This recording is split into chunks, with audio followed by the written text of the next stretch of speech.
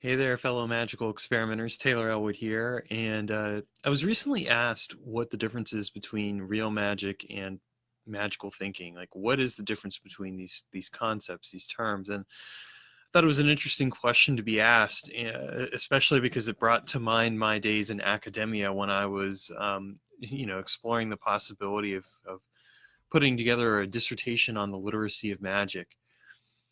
In my days in academia, I can tell you that that's where I encountered the term magical thinking, and in fact, that's where the term originates from.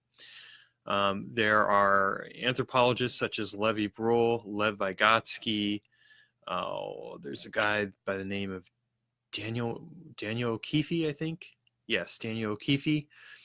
And all of these different authors were Antonia Lerman, basically academics in general who were studying magic and studying, why people believe what they believe. They coined the term, or they used the term, magical thinking. And so the term magical thinking is really comes from academia, and it's used to describe real magic. However, it's an inaccurate picture of what real magic is, and I'm going to explain why. Because in academia, what you end up seeing is an attempt to try to conceptualize magic in terms that are very rationally and scientifically oriented. Lots of rational logic and science being applied to describe magic. And so the perception of magical thinking is that people who practice magic basically are people who are engaged in illogical activities where they believe in superstitious beliefs, and they believe that they can affect the world around them by doing ritual, even though there is no real causal relationship. That's what magical thinking is. You can see why I have a problem with this particular concept, probably.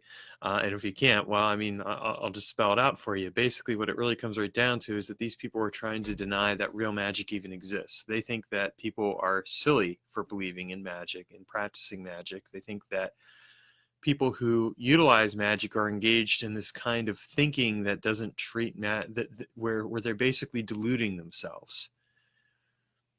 So that's the problem with real magic, or that's the problem with magical thinking, in a nutshell.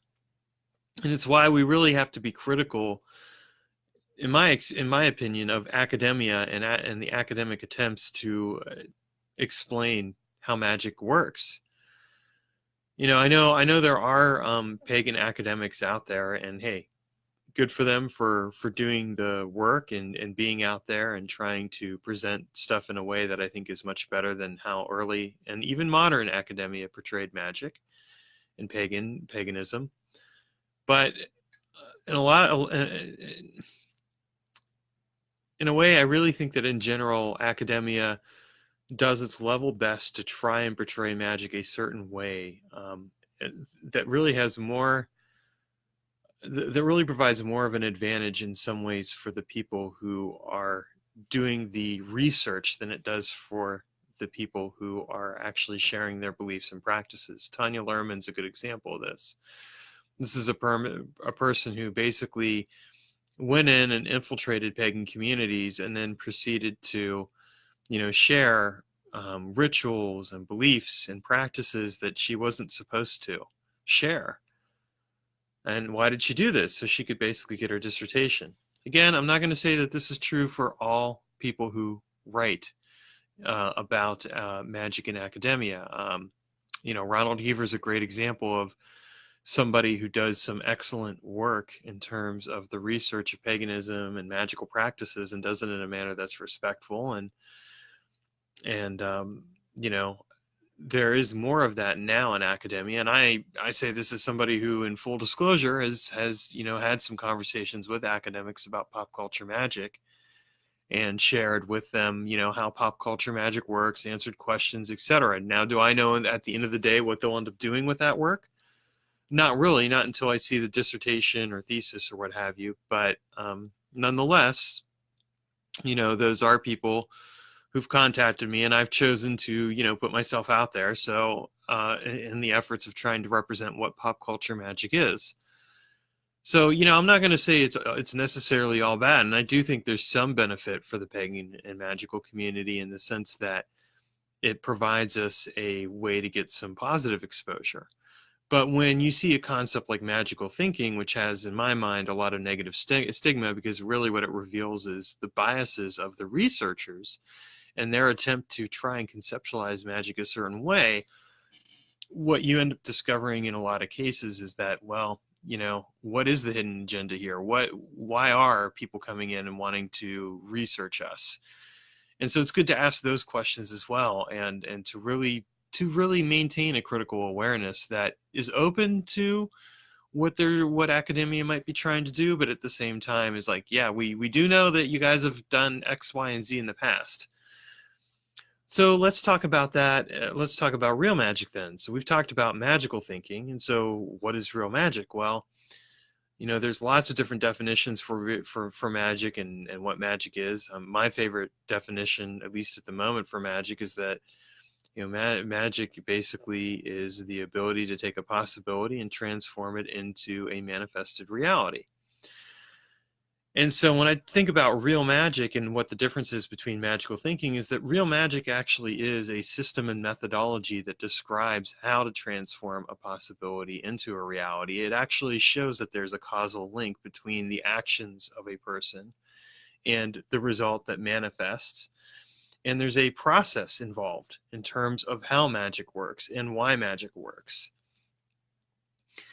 I will admit that process isn't always well explained. I do have an excellent book called The Process of Magic, which I highly recommend. In fact, I have a copy of it right over here. Ta-da! The Process of Magic, a guide to how magic works. Yes, I'll do a little promo spot there. But seriously, if you want to learn how magic works, that's a good book to read. I've always liked Real Magic by Isaac Bonowitz. I like R.J. Stewart's works on magic. Real Magical Arts and Advanced Magical Arts. I like William G. Gray's efforts in terms of magical ritual methods, inner traditions of magic, temple magic, things like along those lines. Those are great books to read. And there's a lot of other good books out there to read on how magic works. There's also a lot of books out there that, quite frankly, aren't that good. So, you gotta use Occam's razor and take a close look and decide, is this working for me? But when it comes to real magic, what ideally is described is a system and a methodology and processes and techniques for how magic works that describes what's happening. There may be aspects of magic that can't be fully explained, but even then you can at least point to that and say, okay, here's this experience you're going to have, and this experience is going to be something that's going to shape the way that you encounter this possibility and transform it into a reality, or how you encounter this spirit and work with this spirit. And so you can at least allude to that and speak to what can be described about it. And that, I think, is worth doing when you're describing, how magic works and why magic works and what's happening with magic. And again, this is the difference between what academia has portrayed magic as and what magic really is. Because when people say, well, magical thinking, they're talking about this notion that people who practice magic are illogical, that they're superstitious, that they don't understand what they're really doing, and they make these assumptions about the causal relationship when really it's just unrelated events coming together. Well, no, that's not the case at all. Real magic is a process. It is a methodology. It is systems. It is techniques. There is a clear connection between what one is doing and how it is shaping the world. It may not always be easily explained, but that doesn't mean there isn't causality there. That doesn't mean there isn't logic there to it. And, when you get clear on that, it really helps you to understand that, yes, magic can work. And more importantly, the way we know it works is that we trust what we're doing and we allow it to work. And we do the necessary things on our part, and we see the results. And if we don't see the results, we go back and we look at the process and do whatever we need to do to make the changes to it. All right. Anyway, I wanted to create this video for the person who had asked me to answer this. I'm going to have some more videos soon, so keep your eyes on those. And have a great evening. Take care.